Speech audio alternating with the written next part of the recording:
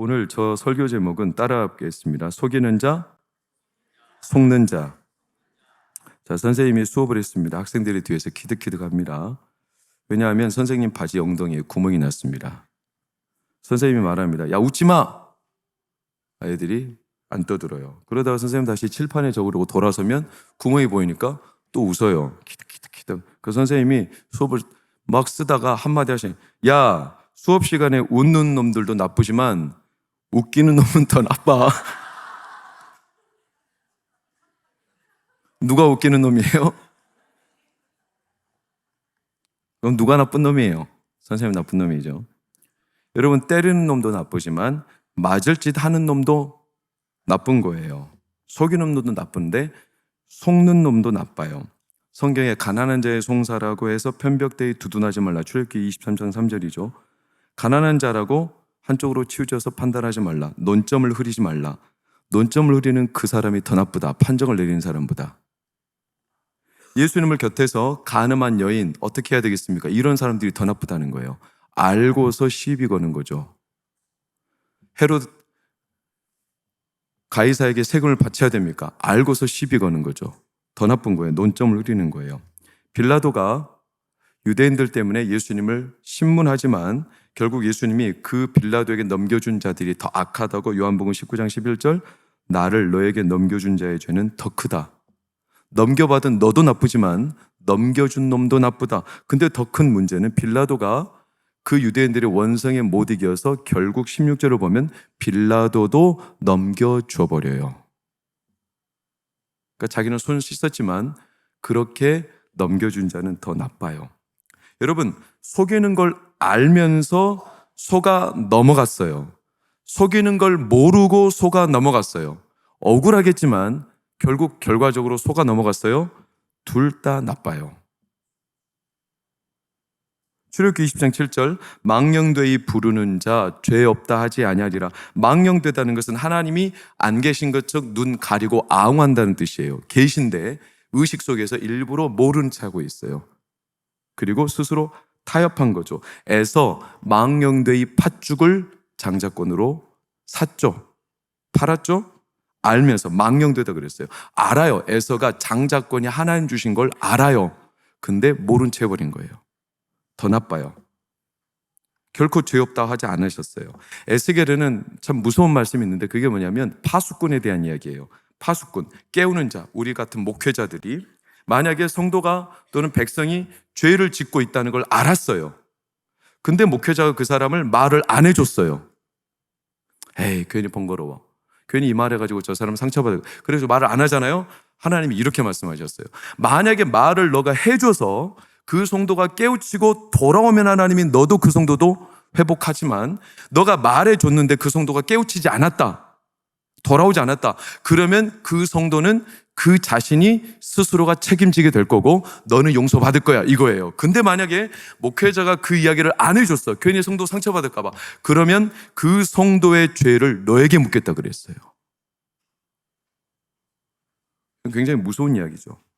책임을 피할 수 없다는 거예요. 오늘 본문은 북이스라엘의 운명이 가르는 지점이에요. 여로보암이죠. 유명한 사건. 빠르게 갑시다. 12장 28절 29절 베델 단 금송아지 만들었죠. 예루살렘에 올라갈 것 없다. 이는 너희를 애굽 땅에서 인도한 신은 이 금송아지다. 베델에 하나, 단에 하나. 왜냐? 유다로 내려가는 자기 백성들을 막아서기 위함이었죠. 그래서 백성들을 속이기 시작한 거예요. 12장 31절 32, 33 보통 사람으로 제사장을 삼았죠. 레위인이 아니에요. 유다의 절기와 비슷하게 비스꼬롬하게 절기를 삼았죠. 송아지에게 제사를 드리게끔 33절 자기 마음에 정한 대로 절기와 모든 규례를 만든 거예요. 그리고 이 여로보암의 죄가 13장으로 연결된 거예요. 근데 참 신기한 게 원래 12장 33절로 딱 여로보암의 죄로 끝나고 어디로 가면 본문이 제일 자연스럽냐. 나중에 여러분 집에 가서 찾아보세요. 12장 33절에서 13장 33절로 넘어가는 게 제일 문맥이 자연스러워요. 여로보암이 이런 죄를 범했다? 13장 33절 여로보암이 이후에도 이렇게 나가야 자연스러운데 갑자기 13장이 이상한 스토리가 비집고 들어왔어요. 그게 뭐냐면 여로보암의 베델의 금송아지 제단에다가 하나님의 사람이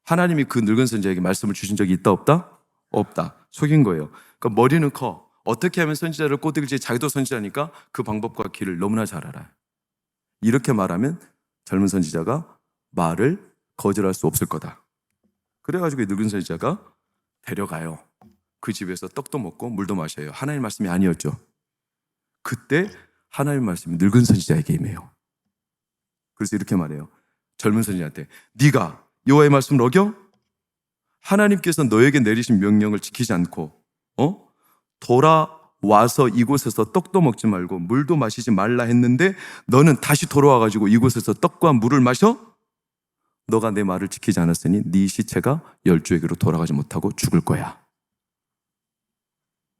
더 놀라운 건 늙은 선지자가 그 말을 전해놓고 젊은 선지자 가라고 채비를 챙겨줘요. 나귀랑. 그리고 빨리 가래. 그렇게 해서 갔는데 가다가 사자를 만나서 찢겨 죽어요. 근데 그게 와가지고 이 늙은 선지자가 뭐라고 하는 줄 아세요? 26절. 이 선지자는 여호와의 말씀을 어긴 하나님의 사람이로다. 말씀과 같이 여호와께서 그를 사자에게 넘기심에 사자가 그를 찢어 죽였도다. 너무 뻔뻔하지 않아요? 자기가 꼬셨어요.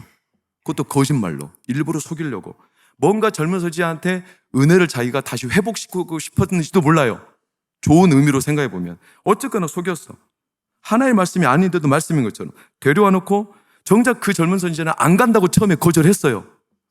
하나님이 안 된다고 했어요. 근데 나도 선지자, 나한테는 말씀 줬다.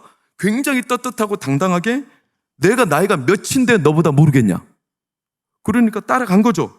젊은이 속여서 데려와서 먹이고 그래놓고 하나님의 말씀이 임하는 순간 너 하나님의 말씀 못 지켰어. 너 죽을 거야.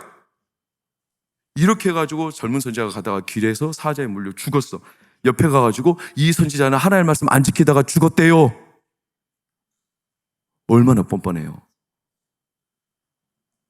그러고 어떻게 하냐? 그 선지자의 시체를 30절에 보면 데리고 가요. 29절 30절. 그리고 자기 성읍에서 자기 묘실에 넣죠. 그러면서 슬피 울어요. 앞뒤가 참 이율배반적이죠. 그러나 우리는 이 젊은 선지자가 얼마나 억울합니까? 얼마나 원통합니까? 얼마나 답답합니까? 괜히 껴들어가지고 낭패. 왕까지는 거절을 잘했는데 그 늙은 선지자 때문에 내 인생이 이게 뭐야? 하소연하죠? 할 말 많겠죠? 그러나 누구 잘못이죠? 젊은 선지자 잘못이에요. 알고도 속은 거예요. 여러분, 속이는 자도 나쁘지만 속는 것도 나빠요. 속는 것도 죄예요. 왠지 아세요? 하나님의 말씀을 이미 주셨기 때문이에요. 이 얘기를 하신 건 간단해요. 여로보암한테 경고한 거죠. 너 세운 제단 다 무너질 거야. 실제로 그때 제단이 무너져서 잿더미가 와르르 무너졌습니다. 저놈 잡아라! 손이 말랐죠? 여러분, 얼마나 역설입니까? 하나님의 제단에서 원래 불이 나와가지고 그 제물을 태우며 은혜가 임해야 되는데 제단이 하나님 말씀이 없어요. 제단이 하나님의 불이 없어요. 그러니까 하나님이 제단을 깨트려 버리잖아요. 저는 이 말씀 보면서 대단히 두려웠어요. 저는 우리 교회 강단이 하나님의 말씀과 불이 나오는 강단이 되기를 축원합니다. 손 목사가 두려워요. 사람들의 귀를 즐겁게 하려고 괜히 싫은 소리 하면 사람들이 싫어할까 봐,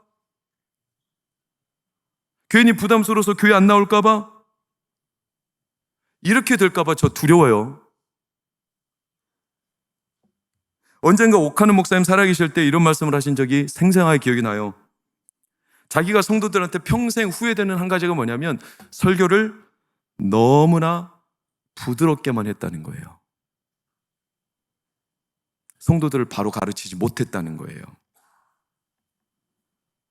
왜냐? 성도들이 일주일 내내 수고하고 고단하게 걸음걸이 이동해서 살다가 그 세상살이에 시들려서 여기 왔는데 그런 성도들 대놓고 또 하나님의 말씀으로 강하게 뭔가를 결단시키고 때로는 책망하고 그들을 촉구하는 게 마음이 너무나 큰 아비로서의 부담이 있었다는 거예요. 맞아요. 근데 그분이 목회 거의 막바지쯤에 그런 후회를 하시는 걸 봤어요. 근데 여러분, 이게 얼마나 우스운 이야기인 줄 아세요? 오카는 목사님 설교 들어보셨어요? 결코 유하지 않습니다. 그분 설교 들어보셨어요? 들어보세요. 목소리가 카랑카랑합니다. 저 목소리 크다고 말하지 마세요. 그분요, 목소리요 엄청 카랑카랑합니다. 그분 설교 절대로 부드럽지 않습니다. 그분 설교 직격탄 날립니다. 똑바로 하라고 합니다. 그런데도 그런 분의 입에서 자기는 평생 설교를 너무나 부드럽게 했다는 거예요. 올바로 세우지 못했다는 거예요. 그런 면에서 보면 저는 사꾼 아니에요, 사꾼?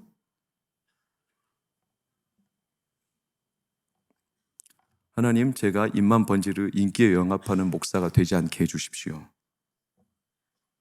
여러분, 여로보암한테 경고한 거죠.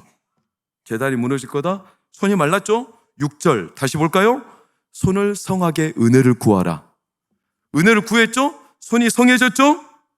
손이 회복됐습니다. 자, 이 손으로 제단에서 불도 말씀도 안 나오는데 그 제단을 사람들을 속이려고 만들어 놓고 이 제단이 마치 하나님을 섬기는 것처럼 그렇게 온 백성들을 속여놓고선 그 제단을 훼손한다고 선지를 향해서 이 손을 뻗어가지고 막 책망하고 저놈 잡아라! 삿대질했던 이 손이 말라 비틀어져가지고 하나님이 경고했죠. 이 손을 위해서 다시 기도해달라. 그래서 하나님 앞에 기도했더니 손이 다시 회복됐죠. 그러면 이 손 가지고 뭐 해야 될까요? 그렇죠. 하나님의 은혜를 구하고 두 손 들고 기도해야 되겠죠. 은혜를 알고. 근데 여로보암이 어떻게 하는지 아십니까? 이 사건이 끝나고 13장 33, 34절을 보면 여로보암이 2일 후에도 그의 악한 길에서 떠나 돌이키지 아니하고 다시 또 일반 백성을 제사장으로 세우고 자원하는 사람들을 다 세우고, 이 백성들은 죄가 뭐예요? 누구든지 제사장 하고 싶은 사람 와라 이렇게 말하니까 막 오는 거예요. 왜? 제사장 신분이 그 당시에는 엄청난 신분이니까. 왕이 허용한다는데 와요. 그래가지고 다 제사장으로 세워져요. 여로보암은 이 일을 계속하는 거예요. 언제까지? 이 여로보암의 죄와 길이 언제까지 계속되는 줄 아세요?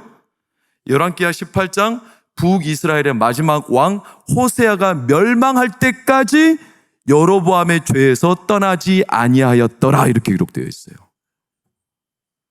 수백 년을 계속 속여요. 백성들은 그 속임을 안심하고 받아들여요. 속인 놈 나쁘죠? 그럼 속은 백성은요? 안 나빠요? 나쁘죠. 더 나쁘죠. 늙은 선지자 나쁘죠? 그러나 그 늙은 선지자 말에 속아 넘어간 젊은 선지자는요? 그도 죄죠. 속이는 자 나빠요. 그러나 속는 것도 죄예요. 왜냐? 하나님 말씀을 주셨기 때문에 그래요. 여러분 봐보세요. 12장 29절 30절 이 일이 죄가 되었으니 누가? 백성들이 그 단에서 하나님 그 하나에게 그 단 베델과 단에서 경배했다는 거예요. 백성들은 알고서 그랬다는 거예요. 안심했다는 거예요. 왜? 왕이 길을 열어주니까. 백성들은 죄가 없어요? 있죠. 알면서 속았죠. 왜 그랬을까요? 가기 귀찮은 거예요. 제가 생각해 볼 때 예루살렘까지 가려면 그들이 사는 동네에서 50에서 100km를 이동해서 가야 되는데 매년마다 그거를 이동해서 갔다 왔다 이게 너무 번거롭고 귀찮은 거예요. 그러니까 인근에 있는 베델과 단에서 그냥 제사 드리자 이렇게 한 거예요. 알면서 속았어요. 여러분, 여로보암은 진짜 하나님의 말씀을 몰랐을까요? 알았어요. 열왕기상 11장 38절 네가 만일 내가 명령한 모든 일에 순종 내 길로 행하고 내 종 다윗이 행함같이 내 율례 명령을 따르면 너를 위하여 견고한 집을 세워서 주리라. 여로보암에게 주신 하나님의 말씀이에요. 알았어요. 여러분, 이 여로보암에게 주신 말씀을 비교해 봐요. 누구에게 주신 말씀과? 솔로몬에게 주신 말씀과 비교해 볼까요? 열왕기상 9장 4절 5절 네가 만일 다윗처럼 온전히 행하고 명령에 순종, 법도, 율례를 지키면 네 왕위를 세우고 견고하게 하리라. 똑같죠? 여로보암이라고 말씀을 좀 주고 솔로몬은 많이 주고 안 그랬어요. 똑같이 줬어요. 똑같이. 알아요. 근데 속여요. 왜? 불안하니까. 그 여로보암이 말씀을 받자 솔로몬의 행동이 바뀌었어요. 놀랍죠? 40절을 보면 솔로몬이 여로보암을 죽이려고 하기 시작했대요. 왜 그랬을까요? 솔로몬이 하나님을 이미 떠났기 때문에 그래요. 그러면서 북과 남이 갈라지기 시작했고, 이때 북쪽 나라 왕을 누구를 세운 거죠? 여로보암을 세운 거잖아요. 그러니까 솔로몬 입장에서는 하나님이 떠났구나, 불안해지기 시작한 거예요. 그래가지고 여로보암을 잡아다 죽이려는 거예요. 자기한테 있었어요. 뭐가? 말씀이. 근데 말씀을 알고 갖고 있는데 알면서도 스스로 속였어요. 아내들을 1000명. 그러면서도 이 정도야 괜찮겠지, 이 정도야, 이렇게 하면서 속여온 거예요. 그러다 보니까 백성들도 같이 속은 거예요. 그러다가 하나님이 떠나니까 불안해서 여로보암을 죽이는. 왜? 여로보암이 하나님의 말씀을 그 다음 받아버렸거든. 비슷한 거예요. 사울이 하나님 말씀을 받았어요. 근데 사울이 하나님을 떠났죠? 그리고 하나님의 영과 말씀이 누구에게 임했죠? 다윗에게 임하자 그날부터 사울이 누구를 죽이려 하죠? 다윗을 죽이려 해요. 똑같은 거예요. 하나님의 임재가 떠나자 불안하니까. 여러분, 결국 솔로몬도 그랬고 여로보암도 똑같아요. 다시 한번 봅시다. 6절 빨간색 시작. 이게 너무나 가슴 아픈 이야기예요. 여로보암은 말씀을 받았어요. 알아요. 근데 자기 하나님이 아니라 너 하나님 앞에 구해달라는 거예요. 자기 하나님이 없어요. 여러분, 억울하고 원통하고 답답하고 괜히 그 늙은 선지자가 나를 속이고 백성들 입장에서는 여로보암이 베델과 단을 만들어서 우리로 하여금 거기에서 제사 드리게 했어요. 우리를 속인 거예요. 이렇게 우리가 답답한 심경을 토로하고 우리 할 말 많아요. 우리도 피해자요. 이렇게 말하고 싶을 테지만, 그러나 속은 것도 나쁜 거예요. 왜? 하나님 말씀을 주셨어요. 왕이 하나님이 아니라 나의 하나님이에요. 늙은 선지자의 하나님이 아니라 나의 하나님이에요. 저의 하나님이 아니라 여러분의 하나님이에요. 왜 우리가 하나님을 만나야 되는지 여러분 아시겠습니까? 왜 우리의 자녀들이, 왜 우리의 청년들이, 왜 우리의 성도들이 하나님을 만나야 되는 줄 아시겠습니까? 자기 하나님이 없는 사람은 속습니다. 몰랐대요. 신천지인지 몰랐대요. 그럼 신천지에 넘어가면 인간적으로 동정은 되지만 그 사람은 이미 망가지고 있는데요. 마약인 줄 모르고 먹었대요. 이미 마약에 중독돼 버렸는데요. 어떻게 할 거예요, 그거? 죄인지 몰랐대요. 여러분, 몰라도 죄가 돼요. 마귀에게 속았다? 여러분, 더 무서운 건 뭐냐면 마귀는 우리 죽을 때까지 속여요. 마귀가 속이다가 그만두지 않아요. 평생 속일 건데, 평생. 우리가 그 마귀 앞에서 모르고 속았어, 이렇게 언제까지 말할 수 있겠어요? 마귀는 평생 우리를 속일 텐데 온갖 휘황찬란한 말, 광명한 천사로까지 가장해서 아담과 하와가 마귀가 우리를 속였어요. 그것 때문에 선악과 따먹고 죄와 저주와 죽음이 찾아왔는데요. 여러분, 몰랐다고 그래서 속는 건 동정을 받을 수 있을지 모르지만 인생이 망쳐요. 왜 하나님이 이렇게까지 강력한 사건을 열왕기상 13장에 넣어놨을까요? 여로보암 경고하신 거예요. 안 된다. 너 속이지 말라. 너 때문에 백성들 속는다. 백성들 속으면 백성들은 괜찮을성 싶으냐? 백성들도 죄에서, 그래서 북이스라엘 멸망할 때까지 그들은 그 죄에서 떠나지 못해요. 백성들이 나중에 우리 속았어요. 안 통해요. 몰랐겠습니까? 알고도 핑계. 왜 이렇게까지 하나님은 강력한 경고를 하실까요? 여러분, 우리를 살리시려는 거죠. 우리가 왜 하나님을 만나야 합니까? 왜 자녀들이 금요철에 나와야 합니까? 왜 자녀들이 기도의 자리에 나와야 합니까?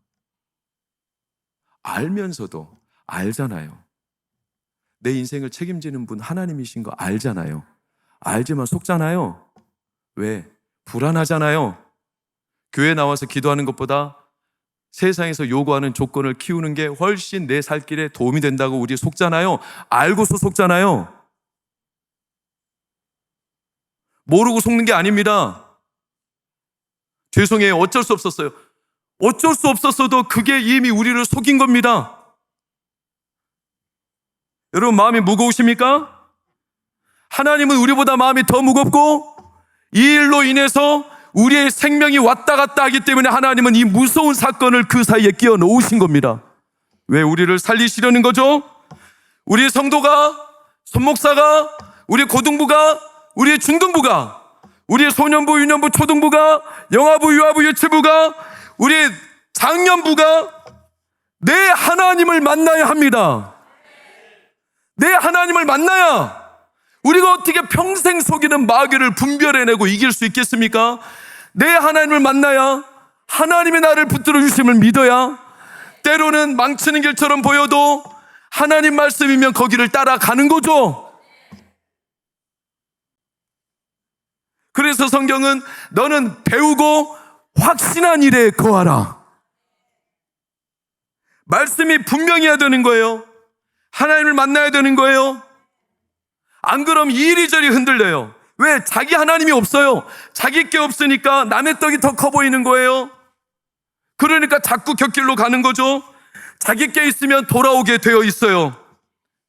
하나님을 만나면 반드시 그 사람은, 그 학생은, 그 자녀는 하나님께로 돌아오게 되어 있어요. 왜냐하면 하나님이 그를 붙들어 주시기 때문이에요. 그러니 이 예배 때 우리 자녀들이 하나님을 만나야 되는 거예요. 단순한 시간이 아니에요. 나와서 기도하고 찬양하고 진짜 하나님이 나의 하나님이심을 그들이 입술로 고백해. 여로보암처럼 네 하나님께 구하라. 부모님이 하나님이 아니잖아요. 할아버지 하나님이 아니잖아요. 내 하나님이죠. 목사인 저도 하나님을 오늘 만나야 되고 우리 교육자들도 하나님을 만나시기를 축원해요. 교육자들은 예배 때 수업하는 역할이 아니에요. 자기 하나님을 만나고 기도해야 돼요.